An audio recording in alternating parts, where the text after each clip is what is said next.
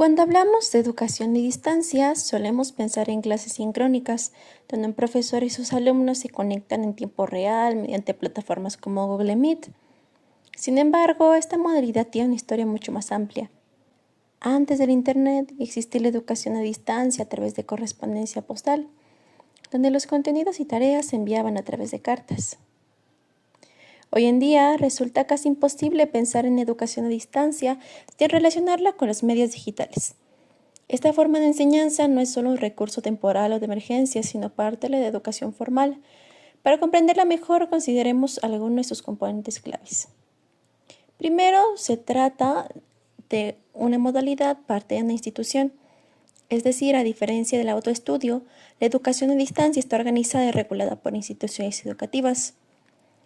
También existe una separación física e intelectual entre docentes y estudiantes, porque no comparten el mismo espacio y además el profesor ya domina los conocimientos que el estudiante apenas se está empezando a explorar.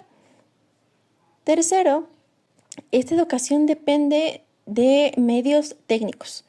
La interacción puede ser sincrónica o asincrónica, pero siempre está mediada por tecnologías que permiten que accedamos a materiales, a recursos y experiencias diferentes a las de una clase presencial. Y cuarto, basa su uso en tecnologías electrónicas. Aunque algunas definiciones no lo mencionan directamente, hoy se considera indispensable contar con dispositivos que faciliten la comunicación. Es así, el profesor no desaparece. Aunque no siempre esté presente en tiempo real, su papel sigue siendo fundamental para orientar el aprendizaje. Dos autores, Garrison y Shale, plantean tres características de la educación a distancia. En la primera, el profesor y el alumno no interactúan de manera contigua. Después, deben existir comunicación en ambos sentidos. No uno hacia el otro, como ocurre en el aprendizaje autodidacta. Y además, se requiere de tecnología para facilitar esta interacción en dos sentidos. Para poder entender esto, a pesar de que la mayoría hemos tenido experiencias dentro de estas modalidades, compartiré con ustedes mi experiencia.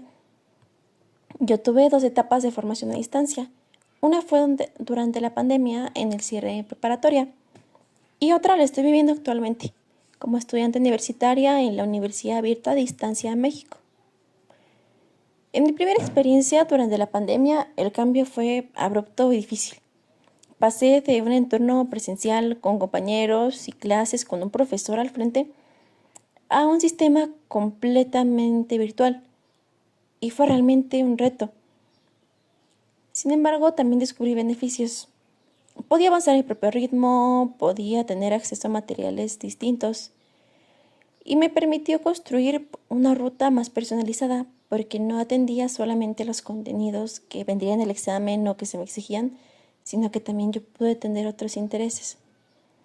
Justamente yo estaba estudiando el propedéutico físico-matemático y lo que fueron mis intereses que ahora se orientan en mi experiencia universitaria fueron muchos guiados a través de la educación a distancia. Hoy en la universidad esta experiencia me enriqueció y se ha diversificado.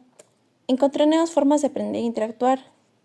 Por ejemplo, descubrí las comunidades en redes sociales como en Facebook, foros, materiales digitales y sobre todo recursos interactivos que no me refiero solamente a los juegos. Esta variedad me permitió aprender a mi forma y también fue necesario que desarrollara otras habilidades como las de pensamiento crítico debido a que la información que se me daba era muy vasta. En mi caso, como estudiante interesada en matemáticas, noté que muchos de los recursos se enfocan en los procedimientos, tanto en la educación tradicional como las primeras búsquedas a distancia, pero no explican cómo se construye. Por ejemplo, cuando estudiaba los criterios de divisibilidad, encontré muchas listas de procedimientos, pero pocas explicaciones de el por qué sucedían estas reglas.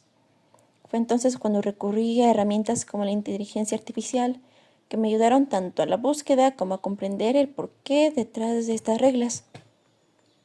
La educación a distancia ya no debe verse como un plan alternativo o de emergencia. Es una modalidad legítima que ofrece oportunidades reales, sobre todo para quienes no pueden asistir a una escuela con aulas físicas y con horarios fijos. Vivimos en una sociedad donde la tecnología es central en nuestra forma de vivir, de comunicarnos. Por eso la educación en línea y a distancia ocuparán un lugar cada vez más importante. Y es una herramienta